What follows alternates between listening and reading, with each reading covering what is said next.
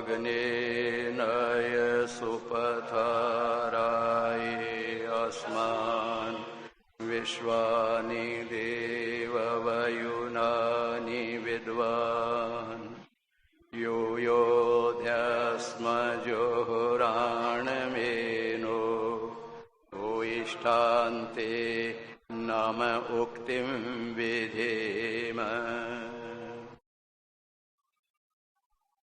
महाभारत काल के पश्चात जब अवैदिक मतों का प्रादुर्भाव हुआ और फिर उनका विकास हुआ तो मानव समुदाय भ्रमित हो गया, मनुष्यों की बुद्धि कुंठित हो गई, सोचने की शक्ति समाप्त हो गई।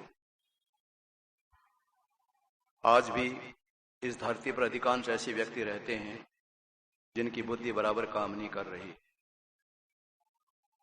ये बात सोच समझ के बोल रहा हूं, वैसे नहीं बोल रहा। अभी चुनाव के दिन चल रहे हैं, कहीं पर पूजा पाठ हो रहा है, कहीं पर हवन हो रहा है, कहीं पर संतों का आशीर्वाद लिया जा रहा है, मंदिरों में जा रहे हैं, मस्जिद पर जा रहे हैं, गुरुद्वारे में जा रहे हैं। क्या ऐसा कोई व्यक्ति है जो कह दे कि यहां आप हार जाओगे? मंदिर में आपके आने का कोई लाभ नहीं है, पूजा पाठ कराने का कोई लाभ नहीं है, हवन कराने का कोई लाभ नहीं, आप जीतोगे नहीं, हार जाओगे। आपने सुना कभी? एक ने भी नहीं कहा है। जिसके पास जाते हैं उसे विश्वास दिलाते हैं। इन मूर्खों को इतना पूछो कि एक सीट से 4 आदमी खड़े हुए हैं, 4 कैसे जीत जाएंगे? ये प्रत्यक्ष प्रमाण ही समय, इसके लिए प्रमाण की आवश्यकता नहीं है। और क्या वो पढ़े लिखे नहीं है लोग? सब पढ़े लिखे लोग हैं। बुद्धि कुंठित हो रही है। ज्योतिषों से पूछ पूछ करके फार्म भरते हैं। कौन सी तिथि को हम फार्म भरें, कितने बज के कितने मिनट पर, कितने सेकंड पर फार्म भरें। ज्योतिषी कहता है कि मत भरो फार्म, हार जाओगे तुम। कहा किसी ज्योतिषी ने? अच्छा, इस भारतवर्ष में और धरती में इतने ज्योतिषी, क्या किसी ज्योतिषी ने कहा कि आने वाली सरकार किसकी बनने वाली है? कहा किसी ने? फिर भी लोग विश्वास करते हैं। इनकी बुद्धि कहां चली गई, समझ में नहीं आती। अरे भाई, तुमको तो पता नहीं ज्योतिष है, तुम तो कह दिया करो ना भाई साहब आप जीतोगे नहीं बेकार में। कहा किसी ने? धंधा बना रखा है। व्यापारी की दुकान पर जो कोई ग्राहक जाता है तो ग्राहक को ये कहते हैं कि तुम मेरी दुकान पर मत आना। कोई कहेगा ग्राहक? व्यापारी कोई नहीं कहेगा। वो नाराज होगा तब यही कहेंगे कि फिर कभी दर्शन देना। व्यापारी अपने ग्राहक को कभी छोड़ना नहीं चाहता। और मैं ऐसा दुकानदार हूं कि मेरे कई ग्राहक टूटे। मैं जो हवन कराने जाता हूं तो कहता हूं ये पाखंड है, इसे कोई फायदा नहीं। कहते मूर्ति कहां रखे? मैंने कहा तो पत्थर, इसमें कुछ लाभ भी करने। अब मैं गया हवन कराने के लिए, मुझे क्या मतलब इन बातों से? इन बातों से क्या मतलब? हवन कराना, बात खत्म होगी बस। किंतु नहीं, मैं मिशनरी हूं, बनिया नहीं हूं। तो कई लोग नाराज हो जाते हैं। कई लोग ऊपर नहीं कहते, पीछे से कहते हैं कि हमको बुलाया पंडित ने, हमको कहता है तुम्हारे पाखंड करते, मत करा, हवन नहीं करा। तो कौन कहेगा? फिर कोई तो कहेगा। जहां कहीं भी गलती होती है बोलना चाहिए। अच्छा, अभी आप ये बोल रहे थे गायत्री मंत्र, मुझे क्या आपत्ति थी? क्या आपत्ति थी मुझे बताइए आप। कि तो सबके सामने मैंने कहा कि नहीं वरेण्य मत बोला करो, वरेण्य बोला करो। कहा कि नहीं कहा? गलती बताना चाहिए, इसमें बुराई क्या है? कोई हृदय में द्वेष भावना थी कि आपके प्रति? आपके प्रति कोई द्वेष भावना नहीं थी मेरी। मैं चाहता हूं कि शुद्ध बोलना सीख जाए। जब मुझे पता है कि गलत बोला जा रहा है और मैं चुपचाप बैठा रहूंगा तो गलती मेरी है कि आपकी? बताओ। आपको तो पता नहीं था, मुझे तो पता था, तो मुझे बोलना चाहिए। अब उनको तो पता नहीं। अब वो क्या करते हैं, वो मूर्ति को चित्र ला के रख देते हैं। अरे भाई, इसके हवन के पास नहीं, थोड़ा दूर रखो इसको। वो रख देते हैं। फिर कहते हैं पंडित जी ये मंदिर किस तरह बनाए, इधर बनाए इधर बनाए? मुझे पूछते हैं जाके, ये गल्ला क्या बोलते हैं आप लोग, ये किधर रखे? मैं चोर की नजर नहीं पड़े वहां रखो। ये क्या लोग समझ में नहीं आती है। अब मैं उनको सब कहता हूँ पाखंड है सारा, कुछ नहीं है। अब कल जगह एक जगह आऊंगा देवी वाले के हवन कराने के लिए, कल उसकी खबर लूंगा। आइंदा बुलाए चाहे न बुलाए। ये तो पाखंड कुछ नहीं कर रहा, सब बेकार की बात है। अरे कहना चाहिए कि क्या दिक्कत है इसके अंदर, परेशानी क्या? ये तो ग्राहक टूटने तो ग्राहक टूट, उनके मन से बात तो बैठेगी। कोई आदमी ऐसा भी आया जिसको हम गलत बता रहा है पैसों के लिए कि हम सहन कर लेंगे, नहीं कर सकते हैं, बिल्कुल कहेंगे बिल्कुल गलत कर रहे हो, धंधा थोड़ी है हमारा ये। हमेशा इस बात का ध्यान रखो, जब आप यहां आर्य समाज मंदिर में आते हो और आपको इस बात का पता लगे कि सही और गलत क्या है, और यदि आप किसी को कुछ नहीं कहोगे तो पाप लगेगा आपको। देश भावना से नहीं कहना है, उसके हितकर हितैषी बन करके उसको कहना हाथ जोड़ करके कि भाई साहब देखो, आपने वेद प्रवचन नहीं सुने, आप आर्य समाज मंदिर में आते नहीं, आपको समय नहीं मिलता है, हम आपको एक निवेदन करना चाहते हैं, इसमें सत्यता कुछ भी नहीं, विचार कर लीजिए आप। तो क्या कोई पत्थर मारेगा किसी पर? कुछ नहीं करेगा। तो कुछ तो बोलो, कुछ तो बोलो। कैसे होगा ये प्रचार? महर्षि स्वामी दयानंद सरस्वती जी महाराज मौन होकर के बैठ जाते तो क्या वेद का प्रचार धरती पर होता? बड़ी परेशानियां हैं। देखो, जब आदमी सत्य के पास आ जाता है तो उसे फिर असत्य सहन नहीं होता है, याद रखना। वो सहन नहीं कर सकता, फिर वो जरूर कहेगा। बहुत पहले की बात है, आजकल तो शायद ऐसा नहीं होता होगा। ये जादू मंत्र करने वाले ये मजमा लगाते हैं, काफी किलो इकट्ठे हो जाते हैं, तो मुंह में कंकर रख करके कंकर मारते हैं मंत्र पढ़ करके, सामने वाले पर तो गिर जाता हूं बेहोश होकर। हमारे बचपन में मैंने ऐसा देखा था। जब आर्य समाज के संपर्क में आया, भाई 22 वर्ष के लगभग मेरी आयु थी उस समय, तो काफी लोग इकट्ठे थे वहां पर। आओ कोई माइका लाल, वो कह रहा था, जो जादूगर था ना वो, आओ मेरे सामने। मूठ कहते हैं उसको, मूठ तांत्रिक भाषा के अंदर मूठ कहते हैं। स्वयं तांत्रिक था मैं, वो तांत्रिक छोड़ दिया था मैंने। तो मैंने एक पत्थर उठाया हाथ में, जाके सामने खड़ा हो गया। मैंने कहा मार कंकर। वो मुंह में से निकाल के कंकर मारे, मेरे को कंकर लगे, मैं गिरूं नहीं। दूसरा मारे, कंकर गिरे नहीं। मैंने कहा मार लीजिए कंकर मारना तो। मैंने कहा फिर मैं मारूंगा, एक पत्थर तेरा सिर फोड़ दूंगा। तो मुझे हाथ जोड़ के कहने लगा कि आप जाइए, मेरा धंधा मत खराब करिए। सबके सामने बोला वो, मेरा धंधा खराब मत करिए। डरते हम सब लोग, बेकार परेशान होते, कोई मतलब नहीं निकलता इस बात। अरे जादू मंत्र पता नहीं क्या हो जाएगा, कोई भूत प्रेत लग जाएगा, जाने क्या हो जाएगा। अरे कब तक डरोगे आप लोग? अब तो दयानंद ने प्रकाश कर दिया है, अब क्यों डरते हो? तो मैं आगे बढ़ रहा हूं, बता रहा हूं आपको क्या स्थिति बनी हुई। आर्य समाज का परिचय देता हूं। डायन भूत चुड़ैल प्रेत आदि पर जिनको है विश्वास। मेरा लगाओ सर।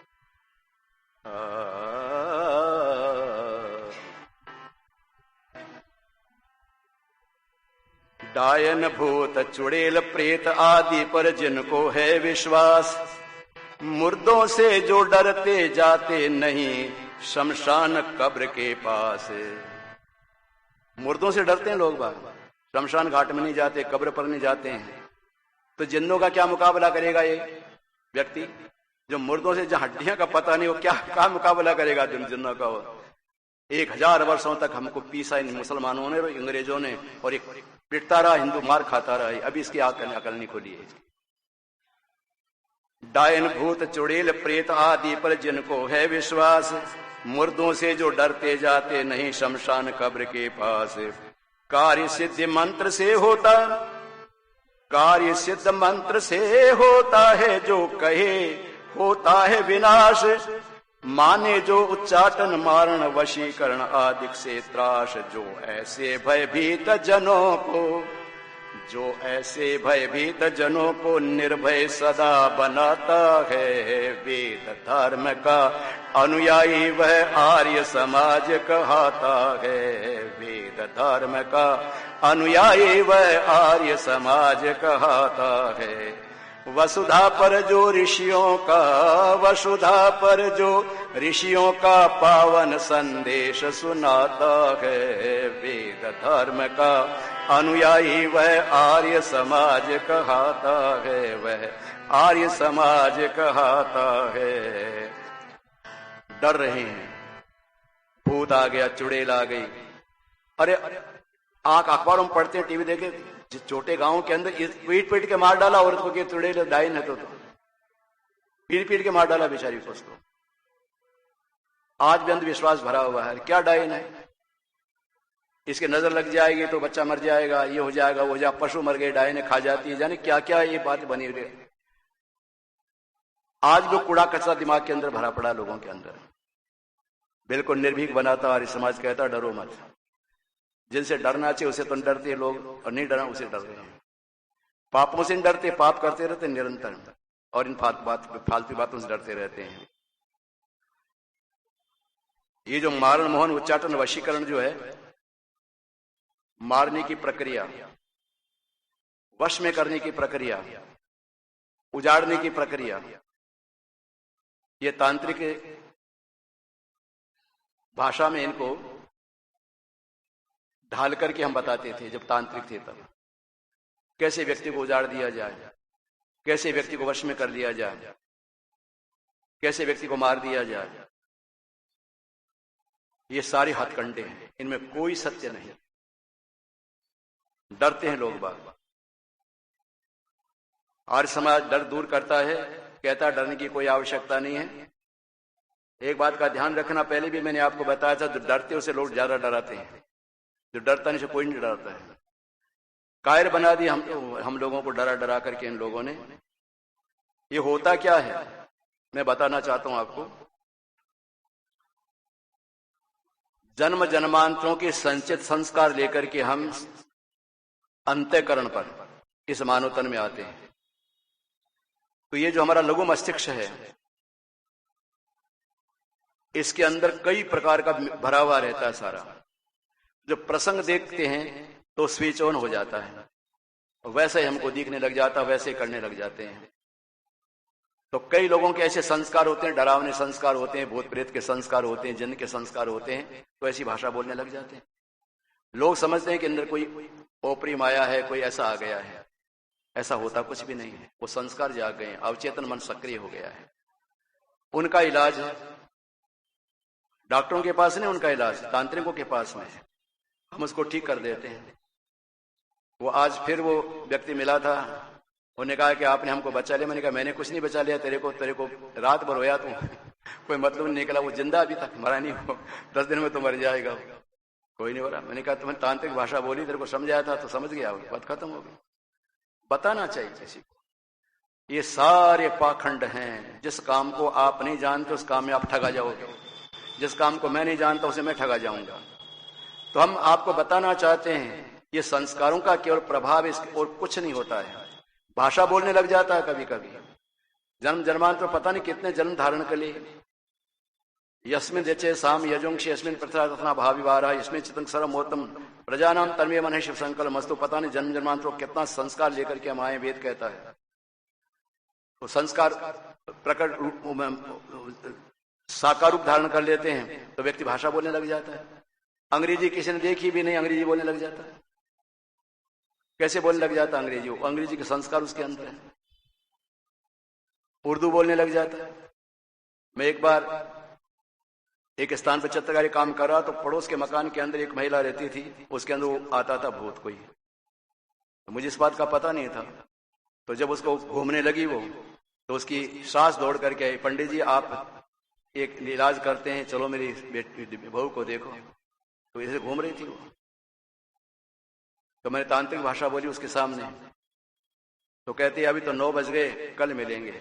मैंने घड़ी देखा, सही 9 बजे करेक्ट। वो घड़ी देखना नहीं जानते, वो देहाती हो, उसको पता नहीं था उस जमाने की बात बता रहा हमको। करेक्ट 9 बजे। अब क्या कहोगे आप? ये कहोगे ना आप, इसको कहते हैं अवचेतन मन का काम। अब इस बात को आप नहीं जानते। कभी कहते उस मकान के सामने उसका वृक्ष खड़ा है, उसके सामने ये खड़े, कैसे पता लगे ऐसा? ही अवचेतन मन काम कर रहा है। इस बात को आप लोग नहीं समझ पाते हैं। तो आप मान लेते हैं कि इसके अंदर जिंदा आ गया कोई। अब एक मेरे पास आई सास, उसने कहा पंडित जी मेरी बहू के अंदर पहले वाली आती है, यानी उसका पहले वाली बहू मर गई, दूसरी शादी करी, वो आती है। मैंने कहा माता जी भाग्यशाली हैं, डबल काम करेंगी। अब 2 बहुएं मिल गई आपको। उसकी बहू निकाली, फिर हम 2 आती थी ना, उसे एक बाकी रहते, तो हमने निकाल दी उसकी बहू को दूर को। ये सब रोग होते हैं, इनको कहते हैं उन्माद। 6 प्रकार का होता है उन्माद। इनमें मुख्य होते हैं प्रलापोन्माद, मुकोन्माद, गुमसुम होकर के औरत या आदमी बैठा था, बोलता कुछ भी नहीं, एक में बोलता रहता, बड़बड़ करता रहता है। दो प्रकार का होता है उन्माद, दोनों प्रकार की चिकित्सा है। इनको कैसे ठीक किया जाए, इनको मैंने एक पुस्तक में लिख दी है, अविद्या का दुष्प्रभाव नाम की पुस्तक में लिखी थी, उसके अंदर प्रकार लिख दिया कि कैसे कैसे ठीक होते हैं रोगी। अब आप लोग पढ़ते नहीं, आपका समय नहीं, तो क्या किया जाए, सारा बता दिया है। जो पढ़ते हैं लाभ उठाते हैं। डरने की कोई आवश्यकता नहीं है। डायन भूत चुड़ैल प्रेत पर, प्रेत आदि पर है जिनको विश्वास, मुर्दों से जो डरते जाते नहीं शमशान कब्र के पास। कार्य सिद्धि मंत्र से होता है जो कहे विनाश, माने जो उच्चाटन मारण वशीकरण आदिक से त्रास। जो ऐसे भयभीत जनों को निर्भय सदा बनाता है, वेद धर्म का अनुयायी वह आर्य समाज कहता है, वह आर्य समाज कहता है। ये 50 वर्ष पहले लिखा था मैंने गीत, आज के 50 वर्ष पहले लिखा था इस गीत को, मैंने आज सुना रहा हूं आपको। पुरानी किताब बहुत पुरानी हो गई। पड़ खोटी संगत में जो दुर्व्यसनों को अपनाते हैं, पड़ खोटी संगत में जो दुर्व्यसनों को अपनाते हैं, अपने हाथों से ही अपने घर में आग लगाते हैं। होता कि नहीं होता बताओ, ऐसा पैसा बर्बाद होता, स्वास्थ्य बर्बाद होता कि नहीं होता है। अपने ही हाथों से अपने घर में आग लगाते हैं। गांजा भांग शराब तंबाकू पीते ना सकुचाते हैं, जीवन धन बल बुद्धि नष्ट कर जो जन यश पाते हैं। ऐसे मनुजों को समझा उनके दुरित छुड़ाता है, वेद धर्म का अनुयायी वह आर्य समाज कहता है। वेद धर्म का अनुयायी वह आर्य समाज कहता है। वर्तमान में ऐसे कम घर मिलेंगे जिन घर में कोई दुर्व्यसनी न हो। भाग्यशाली होते हुए परिवार जिन परिवारों में कोई किसी प्रकार का भी दुर्व्यसन नहीं होता। आज के जमाने की बात करता हूं। चाय तो आम बात बन गई है, घर घर में पी जाती है। बहुत कम घर हैं जिनके अंदर चाय न बनती हो या चाय लोग न पीते हो। और भी कई प्रकार के दुर्व्यसन है। दुर्व्यसन से बुद्धि तो खराब होती है, स्वास्थ्य खराब होता है, धन बर्बाद होता है, कोई मतलब नहीं निकलता है। क्या बन गए आजकल रिवाज, अरे हम घर गए तो चाय के लिए भी नहीं पूछा उसने। ऐसा सुनते हम लोग, हमको तो आज तक किसी ने कहा नहीं है, किंतु कहते हैं, ऐसा कहते हैं। पहले जब आता था कोई मेहमान या मित्र कोई भी आता था तो पानी का गिलास रखते थे पीने के लिए। अगर घर में दूध होता दूध रखते थे, छाछ रखते थे। आज चाय रखते हैं, कहते हैं मर पी इसको बीमार पड़। मुंह से तो नहीं कहते। फिर बिस्कुट रखते हैं साथ के अंदर, चाय बिस्कुट रखते तो बस मस्त हो जाता है। अरे साहब क्या, अरे देखो गए तो चाय पिलाए, हमको चाय पिलाए, तेरा सत्यानाश कर दिया। भले आदमी, ये कोई पीने की चीज है? हमने अपनी जिंदगी में कोई जीभ पर नहीं रखी इन चीजों को, हमको पता ही नहीं क्या होता है। किंतु आज रिवाज बन गया ऐसा। अरे क्या है दुनिया में, खाना पीना मौज उड़ाना है, ये भी नहीं खाएं, वो भी नहीं खाएं, ये भी नहीं खाएं। तो क्या किया तुमने दुनिया में आकर के? एक आदमी ने मुझे उपदेश दिया था ट्रेन के अंदर, आप बताया था मैंने आपको। वो चाय बेचने कॉफी बेचने वाला है तो नाश कॉफी नहीं, नेश कॉफी। तो मैंने उसे कहा, मैंने कहा भाई साहब रुको, कि क्यों? मैंने कहा शुद्ध बोलो, आप उच्चारण ठीक करो। क्या? नाश कॉफी को, नेश कॉफी नहीं है। फिर दूसरा चाय वाला, मैंने कहा हम नहीं पीते चाय वाला। फिर वो बाड़ीलाल वाला है, बाड़ीलाल को है यहाँ पर आइसक्रीम वाला, वो आया। तो ये बूढ़ा देख रहा था मेरी तरफ, तो मैं मना कर दिया, मुझे आइसक्रीम नहीं खा। तो कहते मार जोड़ के मर जाओगे क्या, साथ में जाएगा तुम्हारे? मुझे कहा उसने। मैंने कहा भाई साहब ये उपदेश तो आज में बहुत अच्छा दिया आपने, मैं तो यही सोचता था सब साथ में जाएगा। ऐसे लोग दुनिया में, इन अकल के कोलों को क्या कैसे समझाएंगे? ये भी कोई बात है? अरे खाओ पियो मौज उड़ाओ, ये कहीं मौज उड़ाना होता है? मौज तो हम उड़ाते हैं। देखो हम उड़ाते हैं मौज, क्या मौज उड़ाएंगे? एड़ियां रगड़ के चलते हैं, मरने के गार पर खड़े हैं। क्या करें? 88 वर्ष का हो जाएगा, पता लगेगा उसको क्या हो जाएगा। ये बन गया ऐसा रिवाज। कोई किसी न किसी प्रकार का दुर्व्यसन एक बार किसी आदमी को लग जाता, छूटना मुश्किल हो जाता है। ये ऐसे चिपकते हैं ये, इसलिए इनसे बचने की कोशिश करो धीरे धीरे को छोड़ने की। जो जिंदगी बाकी बची है ना, उसका पूरा फायदा उठाओ। कोई दुर्व्यसन नहीं करना। मर थोड़ी जाएंगे, चाय नहीं पीने मर जाएंगे क्या? ये तो होगा शरीर ढीला हो जाएगा। हम जब यहाँ रहते थे तो मेरे यजेंद्र ये सुतारों के पास काम करता, चाय पीना सीख गया था, चाय पीता था ना। तो मेरी पत्नी को किसी ने कहा कि तो आपका बेटा चाय पीता है वहां पर। तो मेरी पत्नी ने कुछ नहीं बोला। माँ का हृदय होता है ना कि पंडित जी डांटेंगे। मुझे पता लगा, मैंने कहा चाय पीता है कि हाँ। मैंने कहा बंद कर चाय पीना, कि अब चाय नहीं पीता मुझसे काम नहीं होता। 3 दिन तक पड़ा रहा यहाँ पर वो, बिना खाए पिए। कहता मुझसे शरीर उठता। मैंने कहा मर जा चाहे तो। मैं जानता था मरेगा नहीं। फिर चाय नहीं मिलेगी तेरे को, छूट गई। हिम्मत तो करना चाहिए थोड़ी बहुत, ऐसे क्या करते हो आप? अरे यार, दुर्व्यसन मत लगो अपने साथ किसी प्रकार का, ये रक्त को विकृत कर देते हैं। फिर ऐसे अभ्यस्त बन जाता है व्यक्ति। आर्य समाज छुड़ाता है। मछली अंडे मांस आदि भक्षण करते जो नर नार, मछली अंडे मांस आदि भक्षण करते जो नर नार, जीवों के गले पर बेरहमी से चलवाते तलवार, जीवों के गले पर बेरहमी से चलवाते तलवार, स्वाद जीव का पूरा करने जो कराते पापाचार, मनुष्य कहा कर करते हैं जो दानव का सा व्यवहार। वो मनुष्य कहलाने के अधिकारी नहीं, बुरा माने तो माने, ये तो राक्षस होते हैं। स्वाद जीव का पूरा करने जो कराते पापाचार, मनुष्य कहला कर करते हैं जो दानव का सा व्यवहार। जो ऐसे बेदर्द दिलों में, जो ऐसे बेदर्द दिलों में दया भाव विकसाता है, वेद धर्म का अनुयायी वह आर्य समाज कहाता है। वेद धर्म का अनुयायी ऋषियों का पावन संदेश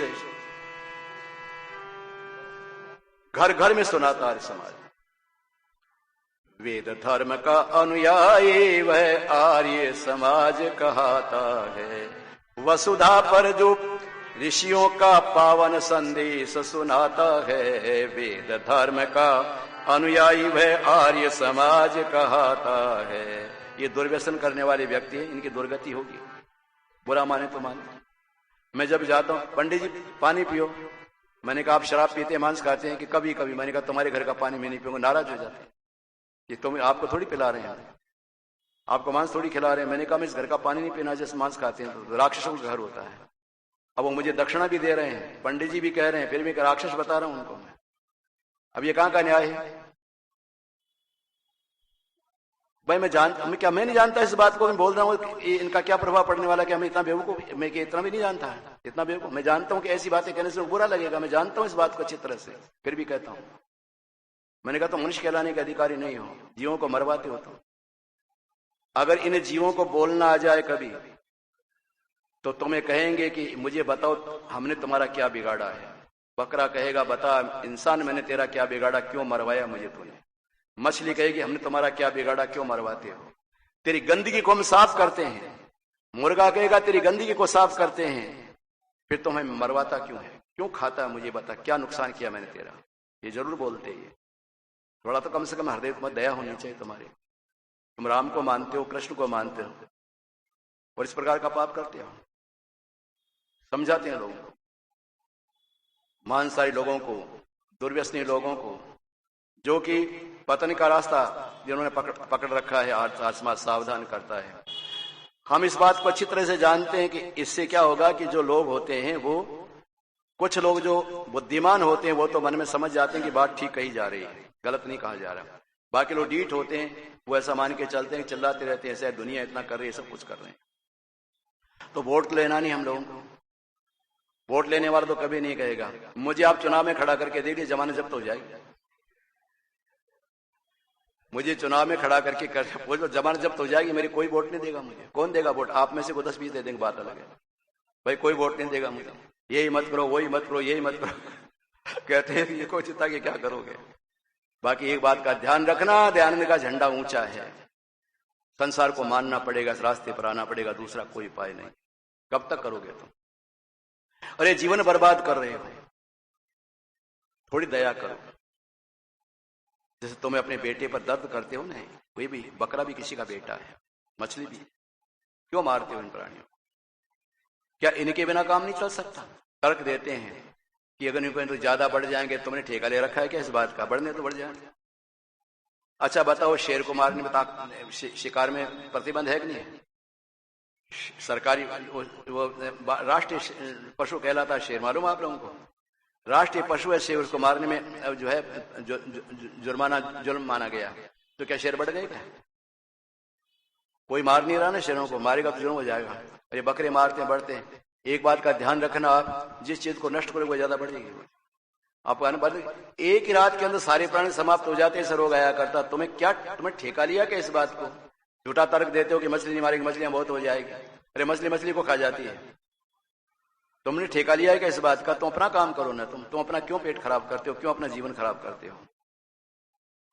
आज पैसे को देखा जाता है। बहुत पहले की बात बता रहा हूं आपको। यहां मैं आया था, जहांगीराम धर्मशाला में रहता, तब एक स्थान पर गया हवन कराने के लिए। 5 रुपए दक्षिणा देते थे उस समय मुझे हवन कराने। 5 रुपए दक्षिणा के दिया करते थे 1982 में। उस व्यक्ति ने 100 रुपए दिए।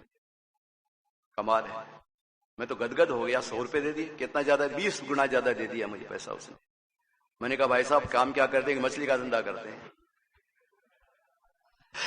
उसने कहा मछली का धंधा कर। सत्य भगवान को साक्षी करके बोल रहा हूं, परमात्मा को साक्षी करके बोल रहा हूं। मैंने कहा ये धंधा आपका अच्छा नहीं है, इस बहुत आमदनी होती है। मैंने कहा जीव मरते हैं, आमदनी अच्छी नहीं होती। अच्छा हुआ कि उसने छीना नहीं हो तो 100 का नोट मेरा छीन लेता हुआ। बाद में कभी नहीं बुलाया मुझे हवन करने के लिए। और अगर मैं चुपचाप हवन करके, पंडित जी 1 महीने में 1 बार हवन कर जाया करो हमारे यहाँ। 1 महीने में 1 बार तो 20 हवन को तो एक ही अकेला पैसा देने को तैयार था वो। मैंने कहा आप गलती करते हो, पाप करते हो आप। दोबारा कभी नहीं बुलाया उसने। गए कि नहीं मेरे पैसे? तो क्या अन्याय सहन कर लेंगे हम? कहेंगे लोगों को तुम गलती कर रहे हो। दुश्मन बनकर के नहीं, उनके हितैषी बनकर के, उनका भला चाहने के लिए कह रहे हैं कि तुम गलत कर रहे हो। मांस मत खाओ, दारू मत पियो, इससे कोई लाभ होने वाला नहीं। अरे तन है भगवान का दिया हुआ, ये मंदिर है भगवान का, इसको अपवित्र मत करो। गुरुद्वारे में बैठकर कोई दारू पिएगा तो पीने दिया जाएगा, मांस खाएगा खाने दिया जाएगा। मंदिर के अंदर बैठकर कोई मांस खाएगा, खाने दिया जाएगा। ये भगवान का मंदिर है, इसके अंदर कचरा मत डालो। इसके बिना भी तुम जी सकते हो दुनिया के अंदर। इन प्राणियों को बिना मरवाए भी तुम दुनिया में आराम से जी सकते हो। फिर क्यों ऐसा करते हो? कौन कहेगा? ये कहने वाला भी तो कोई होना चाहिए। महर्षि स्वामी दयानंद सरस्वती जी महाराज लिखते हैं, पढ़ करके देखना। ए इंसान, जब पशु नहीं रहेंगे तो क्या इंसान को मार के खाएगा? क्या लिखा सिद्धांत ने? जब पशु नहीं रहे तो फिर क्या इंसान को मार करके खाएगा? तो मांस चाहिए ना। थोड़ी दया करें जीवों के ऊपर, इनको मत मरवा। आर्य समाज वह है जो दया भाव सिखाता है, मांसाहार से दुर्व्यसन से लोगों को बचाता है, वो आर्य समाज कहलाता है। आप में से कोई ऐसा व्यक्ति नहीं होगा जो दुर्व्यसनी है, मांसाहारी है, किंतु आपके साथी तो होंगे, आपके साथ रहने वाले तो होंगे। प्रेम से समझाने का प्रयास कीजिए कि चीज अच्छी नहीं है। भगवान सब ठीक करेगा, डरो मत कभी भी। विवाह शादियां हो जाएगी, लड़के लड़कियों की मिल जाएंगे वर्षों। हर लड़की अपना भाग साथ लेकर आती है, प्रारब्ध।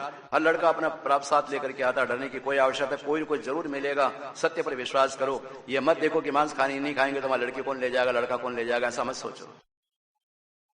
पहले मैंने कहा था, आज भी कह रहा हूं, सिंधी समुदाय में संतों के प्रति बड़ी श्रद्धा है, भगवान का रूप मानते हैं। अगर ये सारे संत मिलकर के और एक साथ कह दे सिंधी समुदाय को, अगर तुम मांस खाओगे, दारू पियोगे, तुम्हारे घर का पानी नहीं पिएंगे, तो एक दिन में छोड़ देंगे सब। इतनी श्रद्धा संतों के प्रति है। तो फिर आप मनुष्य नहीं देवता बन जाओगे। अपनी गाड़ी कमाई का पैसा कितने अच्छे कामों में लगाते हैं आप लोग। गरीबों की कितनी मदद करते हैं, कितने गरीब पलते हैं आपके कारण से।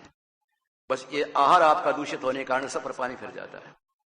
अगर आहार आपका बहुत अच्छा बन जाए, आपसे मशवरा सिंध समुदाय का, तो देवता बन जाए। बड़े पुरुषार्थी होते हैं।